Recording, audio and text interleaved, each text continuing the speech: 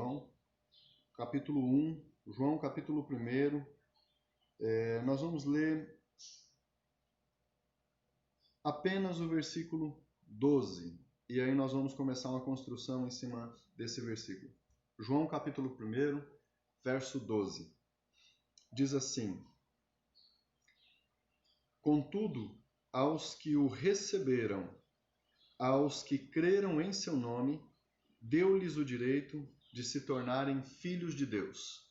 Repetindo, contudo, aos que o receberam, aos que creram em seu nome, deu-lhes o direito de se tornarem filhos de Deus. Esse texto de João, ele está falando de Jesus Cristo. Primeira pessoa de Jesus Cristo. Recebeu quem? Creu em quem? No nome de quem? De Jesus Cristo.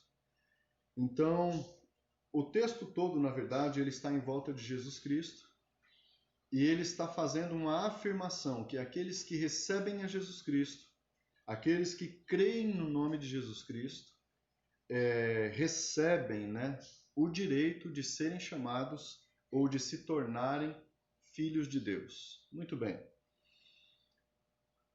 Eu quero iniciar uma discussão com você hoje falando sobre vida transformada. O que é uma vida transformada, como ela começa, como ela acontece e como ela deve terminar. Em primeiro lugar, eu quero destacar aqui que esse é um texto muito utilizado quando nós vamos evangelizar alguém, quando nós vamos falar de Jesus para alguém. Quando nós vamos alcançar alguém para Jesus, nós normalmente usamos esse texto. Muitos usam também, embora a referência seja um texto um pouco diferente, mas muitos usam João 3,16, que diz que Deus amou o mundo de tal maneira que deu seu Filho unigênito para que todo aquele que nele crê não pereça, mas tenha a vida eterna. E são textos que nós vamos agregando no momento em que nós nos dispomos a evangelizar alguém e alcançamos essa pessoa para Jesus. Até aí está tudo bem, está tudo certo, é o Evangelho da Salvação. Se você ler o capítulo 1 do livro de João, você vai ver o anúncio da pessoa de Jesus Cristo através desse relato de João, dizendo que ele era o Verbo se fez carne, habitou entre nós, que é o Deus encarnado. Você vai ver diversos apontamentos de João Batista ensinando e falando a respeito de Jesus. O versículo que antecede o que nós lemos, o versículo 11, a palavra diz: ele veio para o que era seu, mas os seus o rejeitaram. Dessa forma, contudo, aos que o receberam, aos que creram no seu nome, deu-lhes o direito de se tornarem filhos de Deus. Então, inicialmente, esse versículo ele revela para nós que a vinda de Jesus Cristo não foi necessariamente ou diretamente para os gentios e para aquelas nações distantes que não faziam parte do povo de Deus. Jesus Cristo ele veio primeiramente para os judeus, mas os próprios judeus o rejeitaram. E aí ele diz, contudo, aqueles que o receberam, os que creram no seu nome. E aí já está falando de nós, já está falando de todos os outros povos da face da terra, que recebem a Jesus Cristo, que creem no nome de Jesus Cristo, que o recebem. Esses, eles se tornam filhos de Deus. Esse, por direito, pelo simples fato de crer e de receber Jesus como Senhor e Salvador, torna-se filho de Deus. Muito bem, aí começa o início de uma nova história na minha vida e na sua vida. Uma nova fase nós começamos a viver e começa a acontecer. Ok,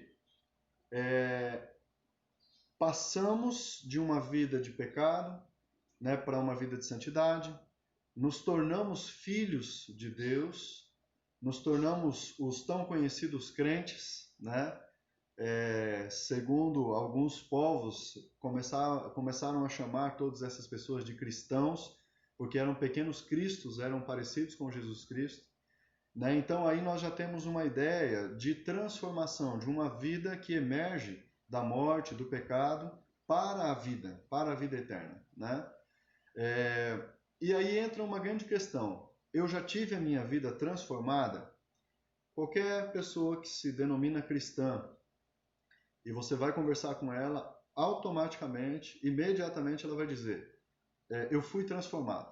Eu tive uma vida assim, assim, assim, e hoje eu vivo assim, assim, assim. E isso, em certa parte, ou de certa forma, em partes, isso está correto. Né? Toda vez que uma pessoa entrega a sua vida a Jesus, é impossível ela continuar sendo a mesma pessoa. Ela entra num processo de transformação, numa metamorfose. Né? Então ela entra nesse processo e aí algumas coisas ela deixa de praticar e começa a praticar a vida em Deus, a vida em Jesus Cristo, e ela recebe de certa forma uma transformação. Mas eu preciso dizer para você o seguinte, isso não é tudo e isso não é o fim. Na verdade, isso é só o começo. O fato de você ter entregado a sua vida a Jesus é só o começo de uma nova história. É só o começo de uma vida transformada. Eu vejo, infelizmente, muitas pessoas até de forma arrogante se colocar sobre outras, dizendo que ela é filho de Deus, que ela recebeu Jesus como Senhor e Salvador e que ela já está salva e que já está tudo certo, mas ela muitas vezes, no seu íntimo, continua carregando alguns pecados, continua carregando algumas falhas, não em função de dizer assim, bom, agora eu aceitei Jesus, eu sou santo, não vou pecar mais. Não é isso. Mas a transformação que deve acontecer de forma diária na vida dela não ocorre. Pessoas que já estão muitas vezes há anos nas igrejas, sofrendo por estarem ainda aprisionadas a alguns pecados e viverem isso de forma contínua, sem viver essa transformação, seja qual for a área. Né? Nós precisamos entender que existe sim uma salvação que é nos dada pela graça de Deus, através de Jesus Cristo, quando nós entregamos a nossa vida para Ele. Mas a vida de transformação que a Bíblia sugere para nós, ela é uma vida diferente. Né? E isso não está preso ao tempo, é uma situação atemporal. É uma situação que ocorreu lá nos dias de Jesus e ocorre ainda hoje.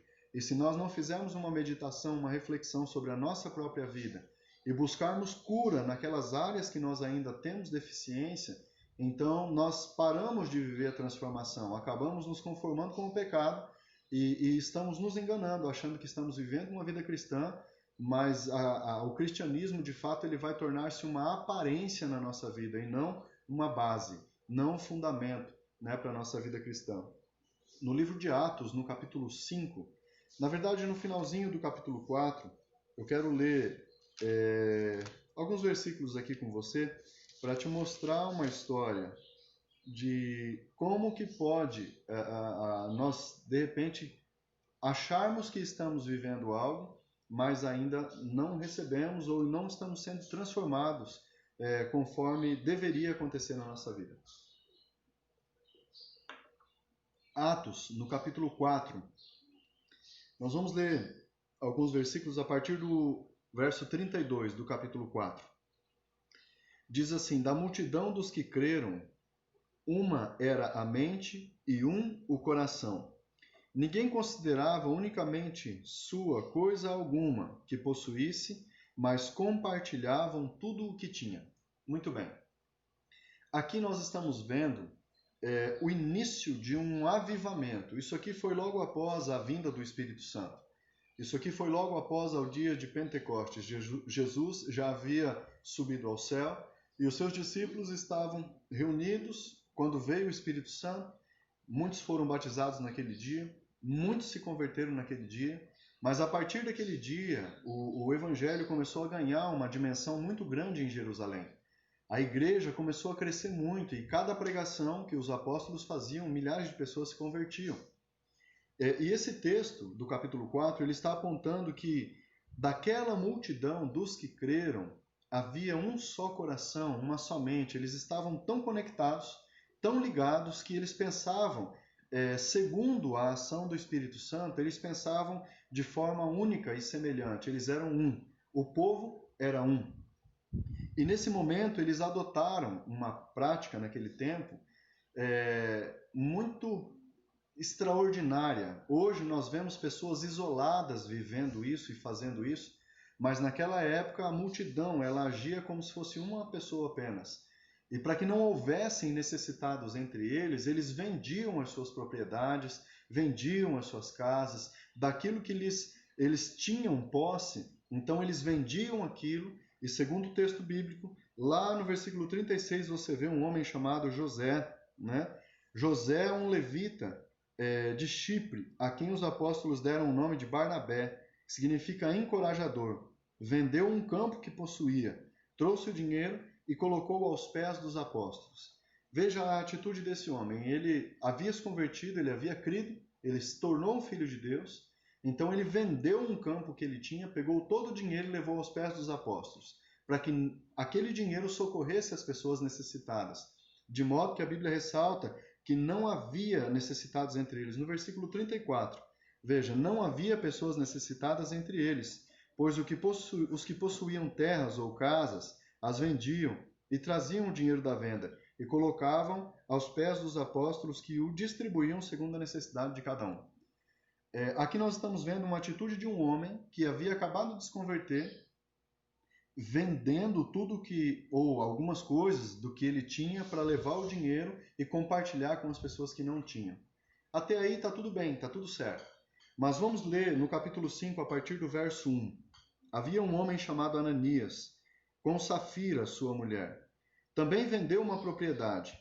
Ele reteve parte do dinheiro para si. Sabendo disso, também sua mulher, ou seja, ele fez junto com ela. E o restante levou e colocou aos pés dos apóstolos. Versículo 3. Então perguntou Pedro: Ananias, como você permitiu que Satanás enchesse o seu coração ao ponto de você mentir ao Espírito Santo e guardar para si uma parte do dinheiro que recebeu pela propriedade?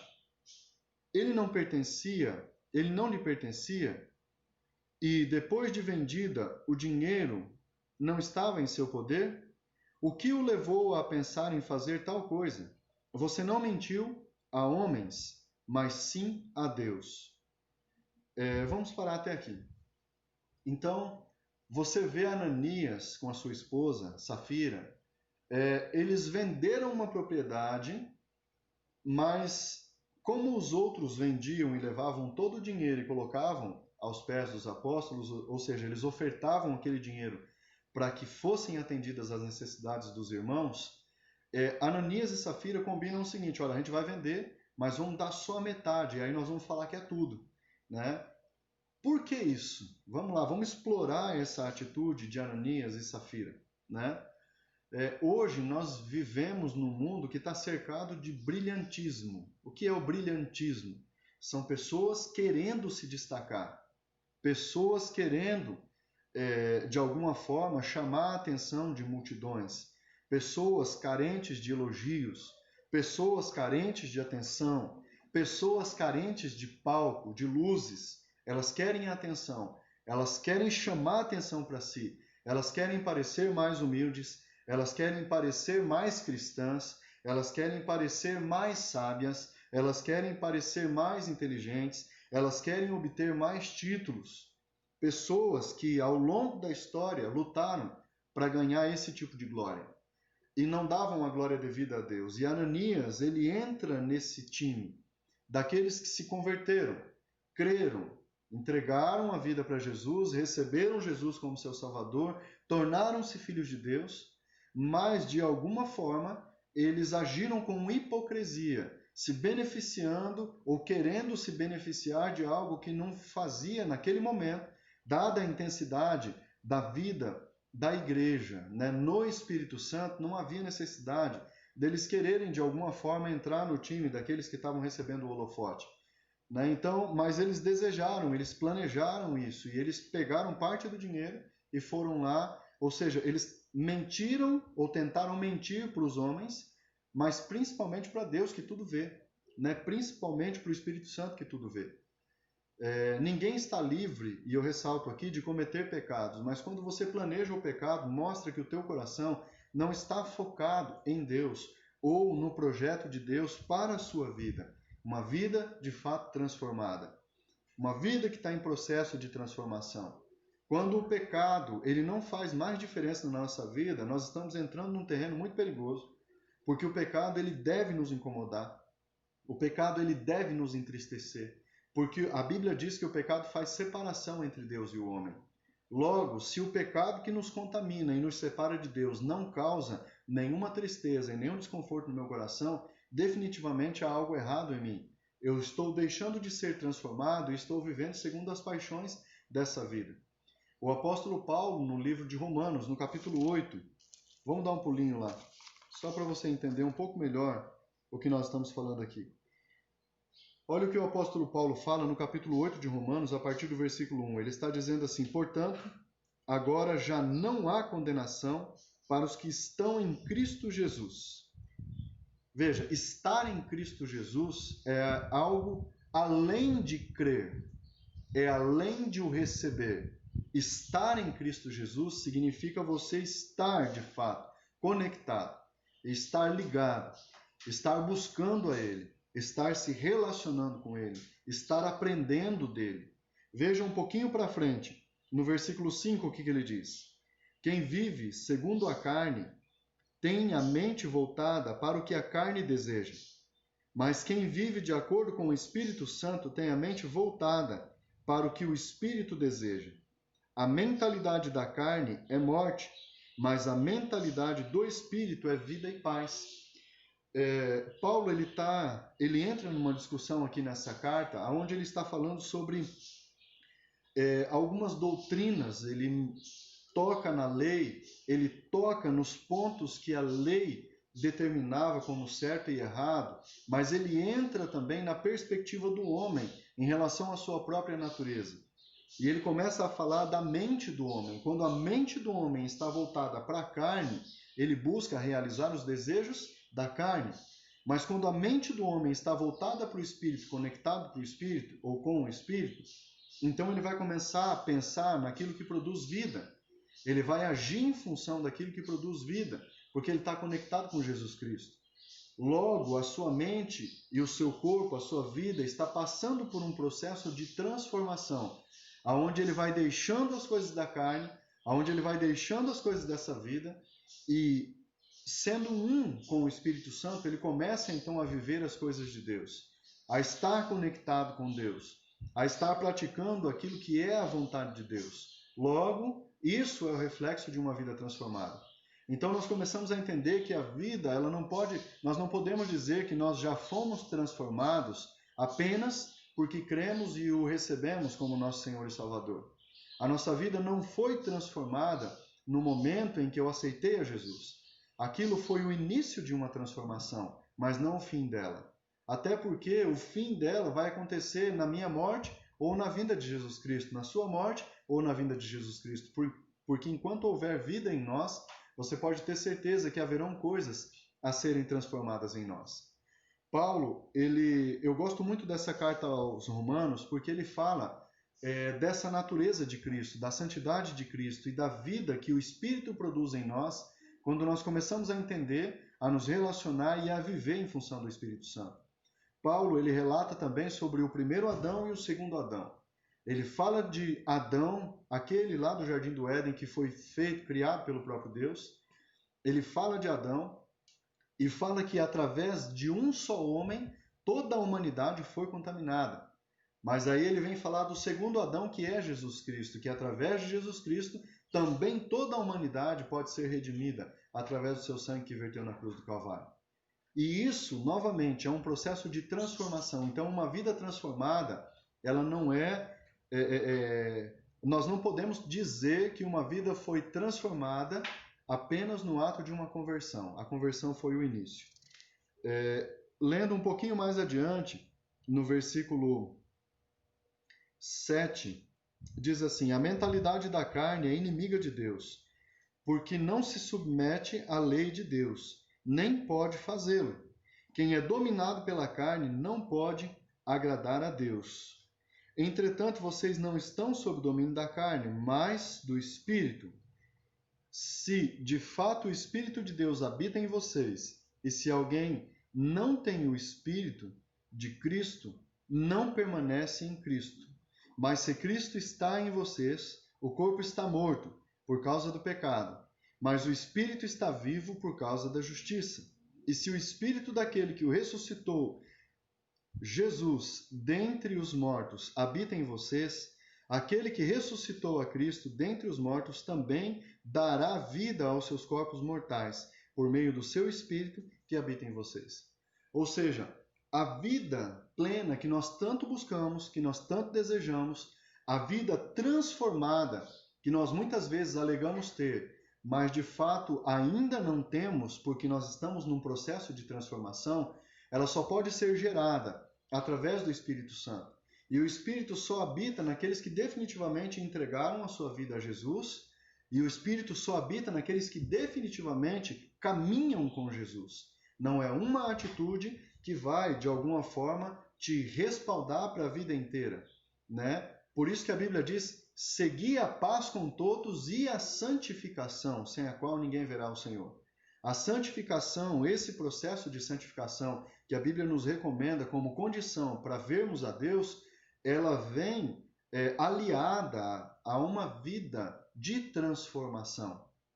E como é que a gente vive essa transformação? Vai um pouquinho para frente, no capítulo 12, no verso 2.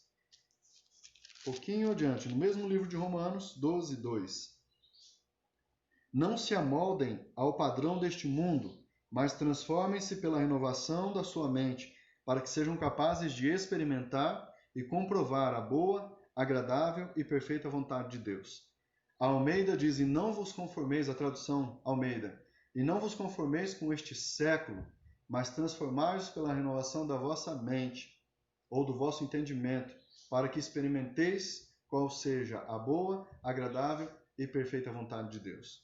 Então, nós vemos que existe um processo que é contínuo, ele não é num estalar de dedos, ele não é em cima de uma decisão ou de uma atitude, mas de toda uma vida de comprometimento. Transformai-vos ou transforme-se, não se amolde aos padrões desse mundo. Ou seja, hoje ainda eu estava em discussão com a minha esposa a respeito disso, e o mundo, de uma forma muito sutil, ele começa a sugerir o pecado para você como algo normal, como algo natural, como algo que é comum, né? O mundo ele começa a plantar essas coisas dentro de nós, a tentar plantar isso dentro de nós, a corromper o nosso caráter e a nossa mente, dizendo que o pecado é normal. Eu tenho dito isso em vários momentos e ouvido algumas pessoas também falando que hoje o certo tornou-se errado e o errado é o certo. As coisas se invertem para o mundo, né? Tudo que você vê que é produzido pelo mundo, de alguma forma, ou quase tudo, te afasta de Deus e não te aproxima de Deus, né? Então, a transformação ela vem justamente para tirar essa forma do mundo de nós, né? Nós não podemos nos amoldar ao mundo, mas a transformação ela vem pela renovação da nossa mente. E a nossa mente ela só pode ser renovada conhecendo a palavra de Deus. É por isso que o apóstolo Pedro, ele diz assim: crescei na graça e no conhecimento do Senhor. Né? Ou seja, é um crescimento, é um processo, a transformação, ela ocorre diariamente. E você e eu precisamos estar muito atentos às nossas atitudes, ao nosso comportamento, né? À nossa linguagem, às nossas intenções. Ananias e Safira tinham relativamente boas intenções, porque eles pegaram parte do dinheiro da propriedade para ofertar. O problema é a hipocrisia e o orgulho, querer ser maior do que outros, talvez querer estar numa posição de destaque, os fizeram mentir. E a mentira é do diabo. Pedro relata isso de forma muito contundente. Ele diz: quem mente, João, aliás, quem mente é filho do diabo. Né? Então você vê que hoje, quantas pessoas contam aí uma mentirinha para se safar de um problema? Quantas pessoas, infelizmente, se corrompem mentindo para se safar de um problema? Né? Então, assim, e é natural, e ela nem sente arrependimento depois de ter contado essa mentira. E eu quero dizer para você que Jesus Cristo ele tem uma vida plena para nós. Jesus Cristo ele tem uma vida de alegria, uma vida de transformação, uma vida onde de fato nós vamos poder dizer em algum momento que nós somos plenos ou plenamente cheios do Espírito Santo. Porque a nossa casa precisa estar limpa daquilo que é mal, principalmente dentro das nossas intenções. Eu repito, já disse isso em outro momento. Nós, enquanto estivermos presos nesse corpo carnal, nós estamos sujeitos ao pecado. Mas nós não podemos, nas nossas intenções, ter a semente do pecado. Esse elo, esse vínculo precisa ser quebrado. Nós precisamos lutar diariamente contra o pecado, principalmente na nossa mente, porque tudo nasce aqui. Os planejamentos e planos que nós fazemos para a nossa vida, eles nascem na nossa mente, nascem no nosso coração. e é de dentro para fora, não é de fora para dentro. Né? Então eu quero convidar você para fazer essa reflexão, né? E entender que uma vida transformada não é numa atitude de aceitar Jesus como Senhor e Salvador. Essa atitude é o início da transformação, mas você precisa viver isso todos os dias, se relacionando com Deus e com a sua santa palavra. Dessa forma, nós vamos continuar vivendo, crescendo e vamos com certeza experimentar qual é a boa, agradável e perfeita vontade de Deus. Que Deus abençoe a sua vida. Muito obrigado pela sua participação. Que Deus guarde o seu coração, a sua mente. Que a graça e a paz de Jesus Cristo esteja sobre a sua vida.